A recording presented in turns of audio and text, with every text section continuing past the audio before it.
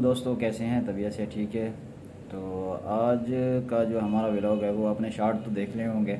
हम कोहे सुलेमान की तरफ गए हुए थे।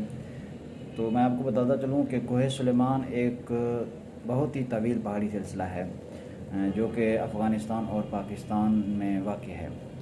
ये पहाड़ अपनी हायत और अपनी हैबत के एतबार से यकता हैं, यानी इनकी मिसाल नहीं मिलती। कोहे सुलेमान बहुत बड़ा पहाड़ी सिलसिला है। यहाँ पे बहुत बड़े बड़े लंबे और बड़े खूबसूरत पहाड़ हैं। तो मकामी ज़ुबान में इन पहाड़ों को बुरका पोश भी कहा जाता है। बुरका पोश इसलिए कहा जाता है कि ये कभी करीब से भी दिखाई नहीं देते और कभी कभी ऐसा होता है जब बारिश हो जाए तो फिर मीलों दूर से नज़र आते हैं। तो ये थोड़े से शॉर्ट्स मैंने दिए हैं। और ये पहाड़ी सिलसिला बहुत ही मुश्किल होता है। अगर कोई भाई वहाँ पे जाए एंटरटेनमेंट के लिए तो ये बहुत ही ख़तरनाक पहाड़ी सिलसिला है।